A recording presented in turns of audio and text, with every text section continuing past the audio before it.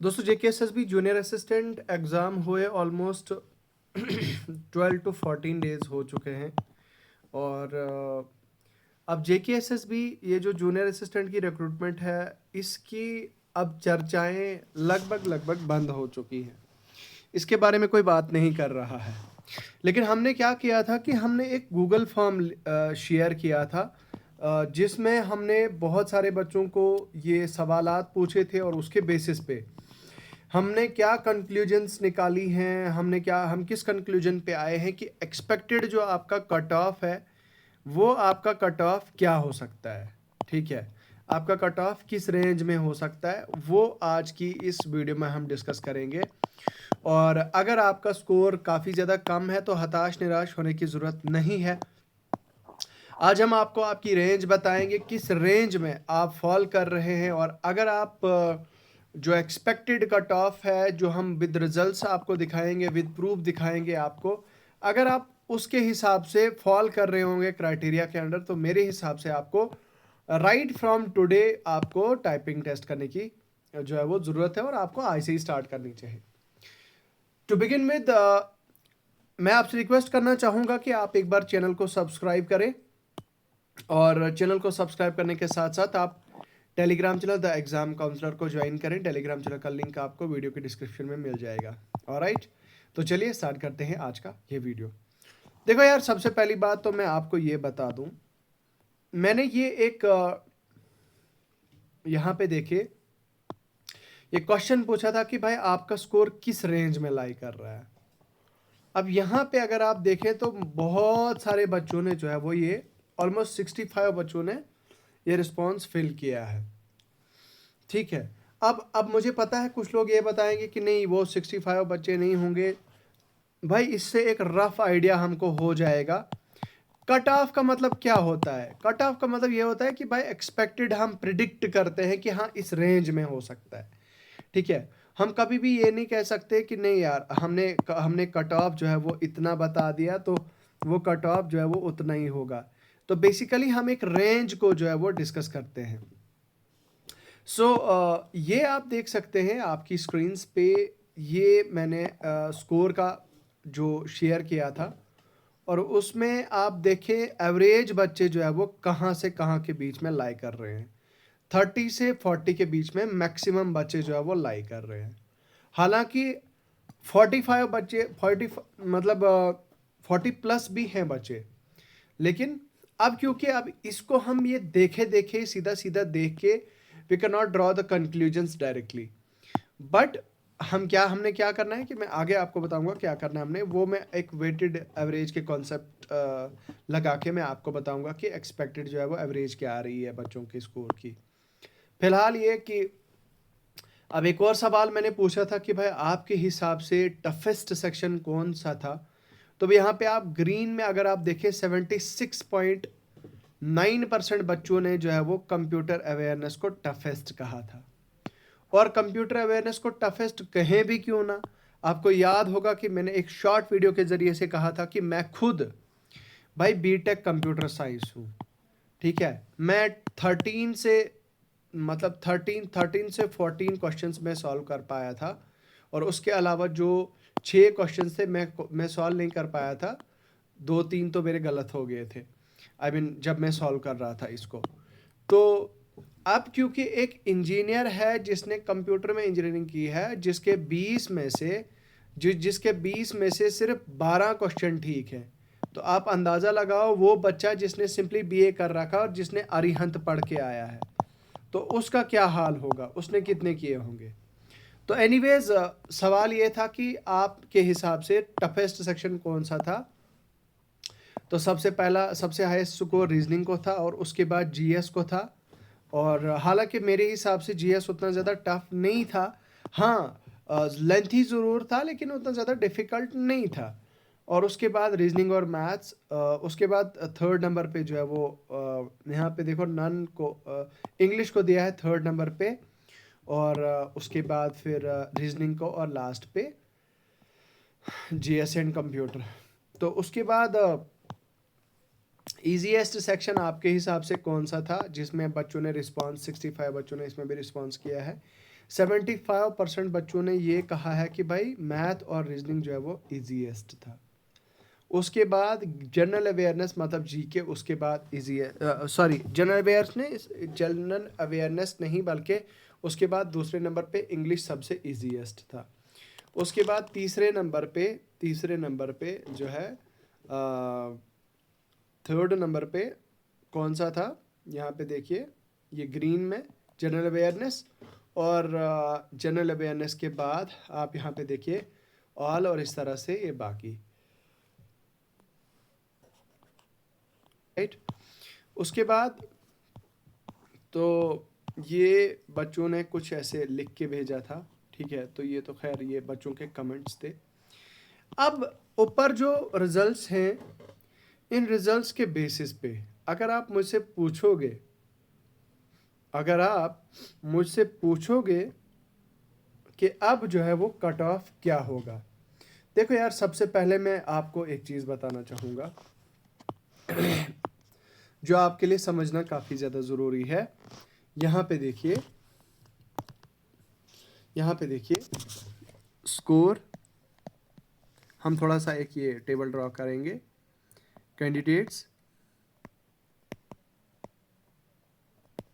ठीक है,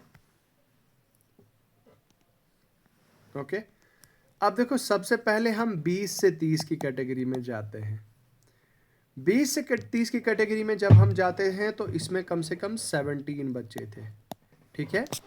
और 30 से 40 की कैटेगरी में जब हम जाते हैं तो इसमें 25 बच्चे थे, ठीक है।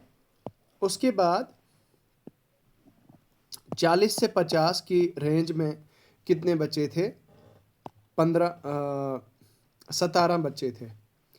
और उसके अलावा नॉट 17 बट इट वाज 16। उसके अलावा 50 से 50 टू 60 की 60 में कितने थे, मुश्किल से 3 बच्चे थे, ठीक है। और उसके बाद 60 से 70 के बीच में कितने बच्चे थे, 1 बच्चा था। और 70 टू 80 कैटेगरी में 0, मतलब किसी भी बच्चे का स्कोर नहीं आया है। हालांकि कुछ बच्चे आपने देखा होगा कि गूगल फॉर्म पे थोड़ी शरारतें करते हैं और गलत स्कोर डाल देते हैं कि मेरा इतना स्कोर आया है 80 75, बट ऐसा है नहीं ऐसा। तो दैट मीन्स ऑनेस्टली बच्चों ने यहाँ पे ये जो है वो फिल किया है, ठीक है। तो अब इसके बेसिस पे अगर हम बात करें तो एवरेज, अगर मैं परसेंटेज अगर आप मुझसे पूछोगे, जस्ट अ मिनट,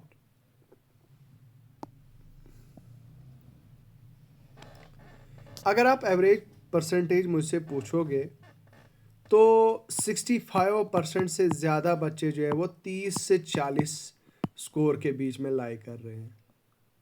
और 90% बच्चे जो है वो मतलब 50 से कम है, 50 बिलो। तो 50 से कम, 90% से ज़्यादा, greater than 90 degree, sorry 90 degree नहीं, मेरा दिमाग में भी मैथ्स ही चल रहा है, तो ग्रेटर देन 90, ठीक है। तो 90% से ज़्यादा बच्चे जो थे उनका स्कोर 50 से, इसका मतलब ये है कि सिर्फ 10% ऐसे बच्चे हैं जिनका स्कोर 50 प्लस है। अब अगर आप मुझसे पूछोगे कि सर आप क्या कंक्लूजन्स निकालोगे, देखो यार ओवरऑल अगर आप मुझसे पूछोगे तो फाइनल कट ऑफ के लिए एक रेंज में बताता हूँ। फाइनल कट ऑफ के लिए पहले मैं फाइनल के लिए बताता हूँ, उसके बाद मैं आपको टाइपिंग के लिए बताता हूँ। Just a minute.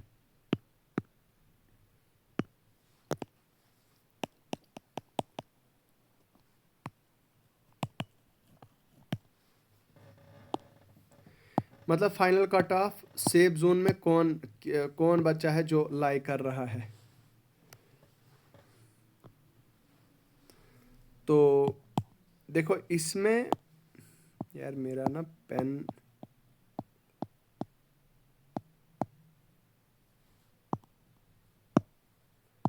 ऑलराइट। तो फाइनल कट ऑफ इस जो रेंज है, फाइनल कट ऑफ की रेंज क्या हो सकती है, देखो यार, अगर आपके 45 प्लस हैं, मेरी बात ध्यान से सुनना, अगर आपके 45 प्लस हैं तो आप मेरे हिसाब से 95% से ज़्यादा चांसेस हैं कि आप सेफ हो। 45 आप इसके लेके चलो और कम से कम 15 आप टाइपिंग के लेके चलो, तो 60 आप मान के चलो। मतलब ये 15 भी नहीं, मैं ये कहूँगा, बल्कि मैं ये इतना कहना चाहूँगा कि लगभग कोई 12, ठीक है। तो इसका मतलब ये हुआ कि 60 ±2 ये रहेगा आपका फाइनल, मतलब इंक्लूडिंग टाइपिंग। तो अभी के लिए अगर आप मुझे बोलोगे कि अभी फ़िलहाल जो आपका स्कोर है उसके बेसिस पे अगर आपके 45 ±3 हैं तो आप जो है वो फाइनल लिस्ट की लाइन में जो है वो सेफ है, ठीक है। तो अब जब रिज़ल्ट आएगा उस पर तो हमें पूरा एक्यूरेट पता चल जाएगा, लेकिन फ़िलहाल मेरे हिसाब से ये जो है वो हम कंक्लूजन्स यहाँ से निकाल पा रहे हैं। अब अगर आप बोलते हो कि भाई टाइपिंग कितने लोगों की होगी, अब मज़े की बात ये भी है कि बहुत सारे ऐसे बच्चे हैं जिनका स्कोर 50 प्लस भी होगा, 55 प्लस भी होगा।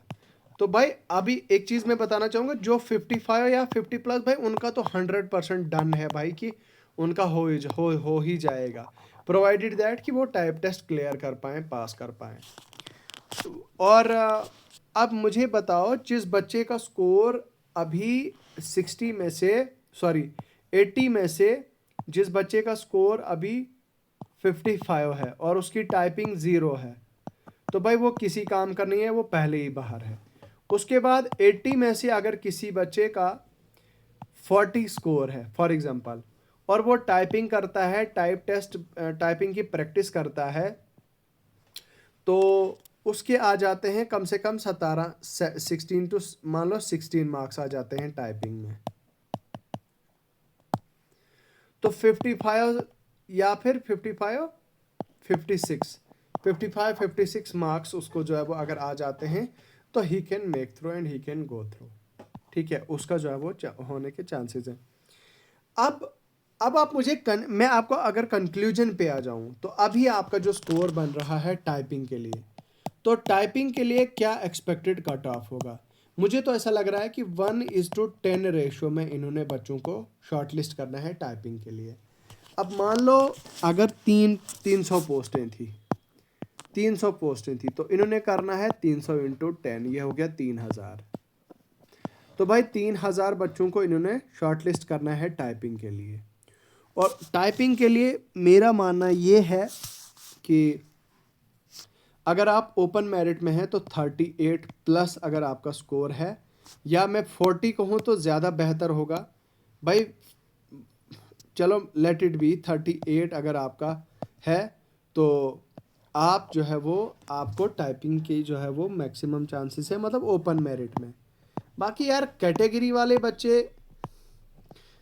वाले जितने भी बच्चे हैं, उनका स्कोर अगर 32 प्लस है, जो भी आपकी category, what ever the category, चाहे EWS है, RBA है, ST SC है, ठीक है,